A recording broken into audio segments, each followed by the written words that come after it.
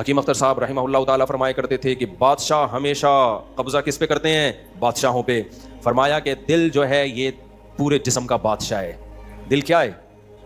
اللہ کو جب کوئی ناراض کرتا ہے, اللہ کا جب کوئی ذکر نہیں کرتا, تو اللہ تعالیٰ اس سے پیسہ نہیں چھینتے, نہ اس سے گھر چھینتے ہیں, نہ اس سے اس کی جو ہے نا خواہشات چھینتے ہیں. اللہ ڈائریکٹ اٹیک کس پہ کرتے ہیں؟ دل پہ. دل اپنے قبضے میں لے کے پریشانی ڈال دیتے ہیں اس کے اندر. اللہ دل, حدیث میں آتا ہے کہ جو دل ہے نا بین اصبعی الرحمن, اللہ کی 2 انگلیوں کے درمیان میں ہے یہ دل, ایسا کنٹرول ہے اللہ کو. تو اللہ کیا کرتے ہیں؟ دل کو لے کے اس میں کیا ڈال دی؟ بے سکونی بھر دی اس میں. چل بھائی سب کچھ ہے, خوشیوں کے سارے اسباب, 1000 گز کا بنگلہ, واش روم ایسا, غریب آدمی جائے بولا یار ایسا تو میرا بیڈ روم نہیں ہے جیسا ان کا واش روم ہے. ہر کمرے میں اے سی لگا ہوا ہے, بل کی کوئی ٹینشن نہیں, اتنا پیسہ, روڈیں صاف, سڑکیں صاف, کوئی ٹینشن نہیں. اور آج کل کے جو سیکولر لبرل لوگ ہیں ان کو تو وہ والی ٹینشن ہے ہی نہیں جو ایک مولانا ٹائپ کے لوگوں کو ہوتی ہیں. سمجھ گئے ہو گے آپ بھائی؟ وہ جو ٹینشن جو جس کو ساری دنیا ٹینشن سمجھتی ہے, یعنی شادی کو, بیوی کو, تو وہ والی ٹینشن سے تو یہ کیا ہوتے ہیں؟ بالکل آزاد ہے ہی نہیں. گرل فرینڈ والا سیٹ اپ چل رہے ہیں ان لوگوں کو, اتنا کچھ, کوئی ٹینشن بظاہر نہیں ہے. اللہ کہتے ہیں کوئی بات نہیں, تو نے مجھے ناراض کیا نا, تو ان تمام تر وسائل کے باوجود تجھے ناکام کروں گا میں. کیونکہ اگر وسائل چھین لیتا نا اللہ تعالیٰ, پھر تو بھائی ہر ایک کو ٹینشن ہو جاتی ہے. اللہ کہتا ہے ان ساری خوشیوں میں میں ان خوشیوں پہ اٹیک نہیں کروں گا, میں بادشاہ ہوں. بادشاہ حملہ کس پہ کرتے ہیں؟ بادشاہوں پہ. تیرے دل کو اپنے قبضے میں لے کے اس میں سے سکون نکال کے اس کی جگہ کیا ڈال دوں گا؟ بے سکونی. جتنا گناہوں میں لذت حاصل کرنے کے لیے آگے بڑھے گا نا, اچھا پھر ایسا شخص کیا کرتا ہے جب بے سکون ہوتا ہے؟ تو پھر وہ سکون کے لیے شراب کباب کی طرف جاتا ہے, لڑکیوں کی طرف جائے گا, زنا کی طرف جائے گا, دوستیوں کی طرف جائے گا, فحش موویز کی طرف جائے گا. اللہ کہتے ہیں کہ اب جتنا ان چیزوں میں جائے گا نا, وقتی خوشی ملے گی, وقتی راحت, لیکن بے سکونی کے جال میں پھنستا چلا جائے گا. شاعر نے کہا نا, جتنا تڑپو گے جال کے اندر, جال گھسے گا کھال کے اندر.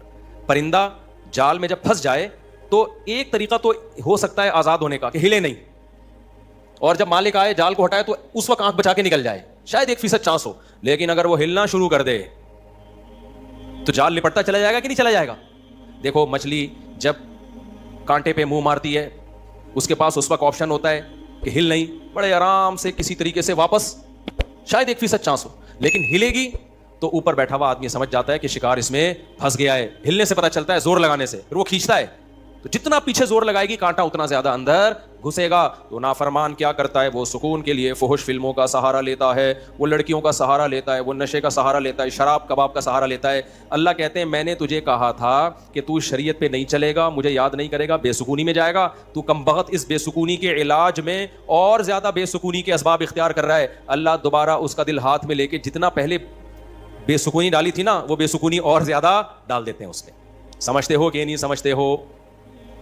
تو میں یہ عرض کر رہا تھا, اللہ میاں نے کیا فرمایا, الا بذکر اللہ تطمئن القلوب. اللہ کو یاد کرو گے تو دلوں کو سکون ملے گا. اس سے پتہ چلتا ہے کہ اللہ چاہتے ہیں کہ ہمارے دلوں میں سکون آئے, تبھی اللہ نے اپنی اطاعت پہ کیا رکھ دیا؟ سکون. اب ذکر جس پہ سکون ملتا ہے نا, اس ذکر کی 2 قسمیں.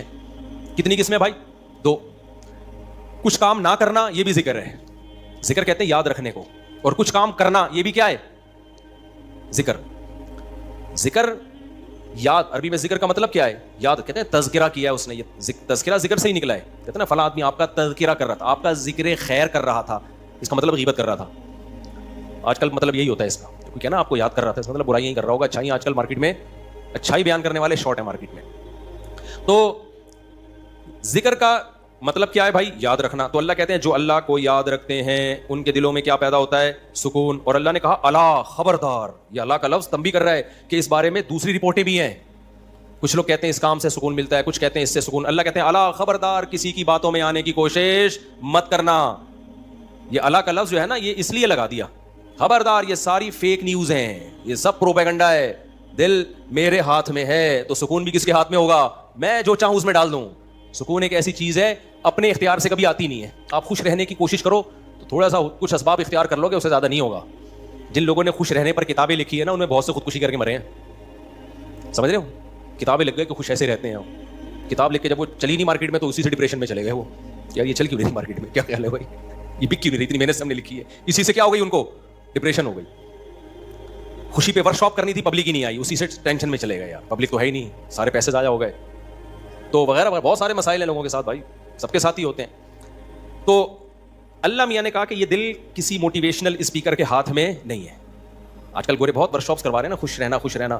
تو اللہ کہتے ہیں کہ دل اور دماغ یہ دو چیزیں کس کے کنٹرول میں ہیں؟ میرے. تبھی میں نے نیند پر اتوار کو بیان کیا, وہ لازمی سن لیے گا کہ نیند بھی کس کے کنٹرول میں ہے؟ اللہ کے. نیند کی گولی نیند کے اسباب پیدا کر دیتی ہے. ماہرین کہتے ہیں کہ سوتا آدمی اپنی طاقت سے ہی ہے, سلا کوئی نہیں سکتا آپ کو, کیونکہ دماغ آرڈر کرے گا نا سونے کے لیے دماغ کو, تو دماغ تھوڑی آرڈر کرے گا, دماغ کے اوپر کی کوئی چیز آرڈر کرے گی دماغ کو کہ آپ سو جاؤ. دماغ باقی چیزوں کو آرڈر کر سکتا ہے کہ رک جا, بولنا بند کر دے, سننا بند کر دے, آنکھیں بند کر لے, یہ سب چیزیں دماغ کے کنٹرول میں ہیں. دماغ کے کنٹرول میں نہیں ہے.